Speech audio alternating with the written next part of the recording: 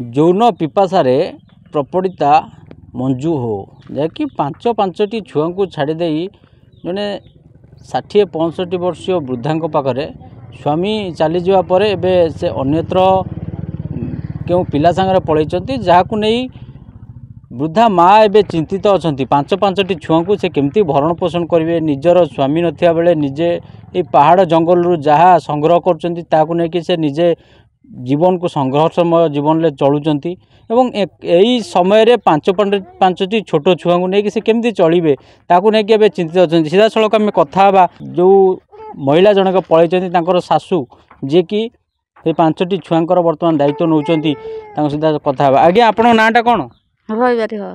ରବିବାରୀ ହୋ। କ'ଣ କହିବେ, ଯେଉଁ ବୋହୂ ପାଞ୍ଚଟି ଛୁଆଙ୍କୁ ଛାଡ଼ିକି ଚାଲିଗଲା, କେତେ ଦିନ ହେଲା ଗଲାଣି? ଗଲାଣି ତ 2-3 ମାସ ଅନ୍ତର ହେଲାଣି ଆଉ 2-3 ମାସ ହେଇଗଲାଣି। ପାଞ୍ଚଟି ଛୁଆଙ୍କୁ କେମିତି ଚଳେଇବେ ଆପଣ? ସେଇଟା ଆମ ମୁଣ୍ଡ ଖରାପ ହେଇଯାଉଛି। କୋଉଠୁ କ'ଣ କରିକି ଚଳୁଛନ୍ତି? ଆଉ କେମିତି କ'ଣ ଆଣିବି, କୋଉଠୁ ବଣକୁ ଯା ଗନେ ସିନା ଦାନ୍ତ କାଟିକି ଆଣିନେ, ମୁଁ ବିକିବି ଗାଁରୁ ପଶିକି ବିକିକି ଚାଉଳ ଗଣ୍ଡା ଆଣିବି। ଏ ତ 5ଟା ଛୁଆ, ସେ ତାର 4ଟା ଛୁଆ, କେମିତି କ'ଣ ପୋଷିମି? ସାନ ପୁଅର 4ଟା ଛୁଆ, ବଡ଼ ପୁଅର 5ଟା ଛୁଆ, 9ଟି ଛୁଆକୁ ବର୍ତ୍ତମାନ ଆପଣ ଦାୟିତ୍ୱ ନେବେ। କେମିତି କ'ଣ କୋଉଠୁ କେମିତି ରୋଜଗାର କୋଉଠୁ କ'ଣ କରୁଛନ୍ତି? କିଛି ନାହିଁ। ତେଣୁ କ'ଣ କହିବେ, ସରକାର ଏଇ ଛୋଟ ପିଲାମାନଙ୍କୁ ନେଇକି କୋଉଠି ଆଶ୍ରମରେ ଛାଡ଼ିକି ଚଳେଇବାକୁ ଚାହିଁବେ କି? କ'ଣ କହିବେ? ଆଶ୍ରମ ନେଇଯାଆନ୍ତୁ। ବଡ଼ ପୁଅ ତ ମରିଗଲା। ତାହେଲେ କେତେ ଜଣ ଛୁଆ? 6ଟା ଛୁଆ। 6ଟା ଛୁଆ। 6ଟା ଛୁଆ ବର୍ତ୍ତମାନ କୋଉ କେତେ ବୟସର? କାହାର 10 ବର୍ଷ, କାହାର 5 ବର୍ଷ। ମା ଚାଲିଯିବା ପରେ ଏବେ ଏ 5ଟି ଛୁଆ କେମିତି ପାଠ ପଢ଼ିବେ ଏବଂ କ'ଣ ଖାଇବେ ତାକୁ ନେଇକି ଚିନ୍ତାରେ ଅଛନ୍ତି। ଯେ କି ଏହି ସୂଚନା ବର୍ତ୍ତମାନ ଆମେ ସେ ଛୁଆଙ୍କ ମାଧ୍ୟମରୁ ପଚାରିବାକୁ ଚାହିଁବୁ, ଯାହାକୁ କ୍ୟାମେରା ପର୍ସନକୁ ଅନୁରୋଧ କରିବି। ଏଇ ଯେଉଁ ଛୋଟ ପିଲାମାନେ, ମା ଆପଣ ତୋର ନାଁ କ'ଣ ହେଲେ? सोमवारी हो। ମା କେତେ ଦିନ ହେଲା ଚାଲିଗଲାଣି? ଏଇ ବେଶୀ ଦିନ ନାହିଁ, 10-15 ଦିନ ହେଲାଣି। 10-15 ଦିନ ହେଲାଣି।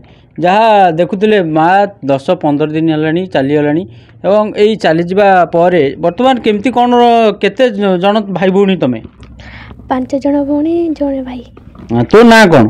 सोमवारी हो। ବାପା କେତେ ଦିନ ହେଲା ଚାଲିଗଲେଣି? ବର୍ଷେ ହେଲା। ଏବେ ପାଠ ପଢୁଛ ନା ପଢୁନ? ପଢୁଥିଲୁ, ଏବେ ପଢୁନୁ। ଏବେ କୋଉ କ୍ଲାସରେ ତମେ ପଢୁଛ? 8ମ ପର୍ଯ୍ୟନ୍ତ ପଢିଥିଲି। 8ମ ପର୍ଯ୍ୟନ୍ତ ପଢୁଥିଲ। ଏଇ 5 ଜଣ ଛୋଟ ଛୁଆଙ୍କୁ ଧରିକି ବାପା ମା କୁଆଡ଼େ ଚାଲିଗଲେ? ବାପା ମରିଗଲେ, ସେ ମରିଗଲା ପରେ ମା ଚାଲିଗଲା ଆଉ ଜଣଙ୍କ ପିଲା ସହିତ ଚାଲିଗଲେ। ବର୍ତ୍ତମାନ ସରକାରଙ୍କୁ କ'ଣ ଅନୁରୋଧ ରଖିବ? ତମେ ପାଠ ପଢ଼ିବ, ଆଗକୁ ବଢ଼ିବ, କେମିତି କ'ଣ ପରିବାର ଚଳିବ ତାକୁ ନେଇକି ତମେ ସରକାରଙ୍କୁ କ'ଣ ଅନୁରୋଧ ରଖିବ? ଛୋଟ ପିଲାମାନଙ୍କୁ କେମିତି ଟିକେ ଭଲରେ ପାଠ ପଢ଼ିପାରିବ, କେମିତି ତାଙ୍କର ଜୀବନ ଭଲ ଚାଲିବ, ସେଇଥିପାଇଁ ଅନୁରୋଧ କରିବ କିଛି? ସାହାଯ୍ୟ କରନ୍ତି ଯଦି ଛୁଆମାନେ ପଢ଼ନ୍ତା। ସେ ଯଦି କିଛି ସାହାଯ୍ୟ କରିପାରନ୍ତେ ଛୋଟ ପିଲାମାନେ, ଯାହାକି ପାଠ ପଢ଼ି ମଣିଷ ହୋଇପାରନ୍ତେ, ଯାହା ସେମାନଙ୍କ ଭାଗ୍ୟରେ ଲେଖା ଥିଲା ସେମାନଙ୍କୁ ଭୋଗିବାକୁ ପଡ଼ୁଛି। କିନ୍ତୁ ସେ ଜାଣିନଥିଲେ ତାଙ୍କର ପରିସ୍ଥିତି ଏମିତି ହେବ ଆଉ ବାପା ଚାଲିଗଲା ପରେ ମା ମଧ୍ୟ ତାଙ୍କୁ ଛାଡ଼ି ଚାଲିଯିବେ। ଏଇ 5 ଜଣଙ୍କ ଛୁଆଙ୍କ ମୁଣ୍ଡରେ ବର୍ତ୍ତମାନ କାହାର ହାତ ରହିବ ତାକୁ ନେଇ ସେମାନେ ଅପେକ୍ଷା କରିଛନ୍ତି।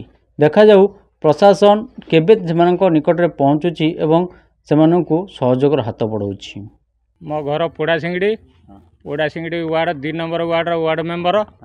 ତେଣୁ ମରାହ ଜଣେ ଆମ ଆଦିବାସୀ ଲୋକ ଥିଲା ଯେ ସେ ବର୍ଷେ ହେଲା ଡେଟ୍ ହେଇଯାଇଛି। ଡେଟ୍ ପରେ ତା'ର ଛୁଆ 5-6ଟି ପରେ ତା ସ୍ତ୍ରୀ ଆଉ ଅନ୍ୟ ଲୋକ ସାଙ୍ଗରେ ଫେରାର ହେଇଯାଇଛି କୁଆଡ଼େ 4-6 ମାସ ହେଲା। ସେ ଛୁଆ ଗୁଡ଼ାକ ବଡ଼ ହୀନସ୍ତା ହେଉଛନ୍ତି, ଖାଇବା ପିଇବା ରହିବା ପାଇଁ ବଡ଼ ହୀନସ୍ତା ହେଉଛନ୍ତି। ତେଣୁ ସରକାର ପାଖରେ ନିବେଦନ କରୁଛୁ, କିଛି ଯଦି ତାଙ୍କର ରକ୍ଷଣାବେକ୍ଷଣ ଦାୟିତ୍ୱ ଟିକେ ବହନ କରନ୍ତେ, ଆମ୍ଭେମାନେ ଗ୍ରାମବାସୀମାନେ ଖୁସି ହୁଅନ୍ତେ ଏବଂ ପାଠଶାଠ ପଢ଼ିବାର ଟିକେ ସାହାଯ୍ୟ ସମ୍ମତି ପାଇନେ ସେମାନେ ଶାନ୍ତିର ଉପକୃତ ହୁଅନ୍ତେ। ଯାହାକୁ ଦେଖୁଥିଲେ 5ଟି ଛୁଆ ଘର ପାଖରେ ଛାଡ଼ି ଗୋଟିଏ ଛୁଆଙ୍କୁ ସେ ନେଇକି ଚାଲି ଯାଇଛନ୍ତି ଏବଂ ଅନ୍ୟତ୍ର ଗୋଟିଏ ପିଲା ସାଙ୍ଗରେ ଚାଲି ଯାଇଛନ୍ତି। ଏଇ ଗାଁରୁ ସେ ବିବାହ କରିଥିଲେ, କିନ୍ତୁ ଏବେ ତାର ପତା ମିଳୁନି। 2 ମାସ ହେଲା ସେ ଯେହେତୁ এই ପିଲାମାନଙ୍କୁ ଛାଡ଼ି এই ବୃଦ୍ଧାଙ୍କ ପାଖରେ ଯାଇଛନ୍ତି, ସେ ଏବେ ଚିନ୍ତିତ ଅଛନ୍ତି କେମିତି ଏ 5ଟି ଛୁଆଙ୍କୁ ଚଳେଇବେ। ବଣରୁ ଦାନ୍ତ କାଟି ବିକିଲେ ପରିବାର ଚାଉଳ 2ଟା କିଣିକି ସେ ଖାଉଛନ୍ତି। ଏଭଳି ଅବସ୍ଥା ଭିତରେ ବର୍ତ୍ତମାନ ଆମେ ଚାହିଁବୁ ସ୍ଥାନୀୟ ପ୍ରଶାସନ ଏବଂ ସରକାର ଏ ସହଯୋଗ କରି ଏ ପିଲାମାନଙ୍କର ଭବିଷ୍ୟତ ପାଇଁ କୌଣସି ଆଶ୍ରମର ବ୍ୟବସ୍ଥା କଲେ ସେମାନେ ସୁରୁଖୁରୁରେ ଜୀବନଯାପନ କରିପାରିବେ ବୋଲି। ହାଟଡିରୁ ବିଭୂତି ଭୂଷଣ ଜେନା ରିପୋର୍ଟର୍ସ ଟୁଡେ।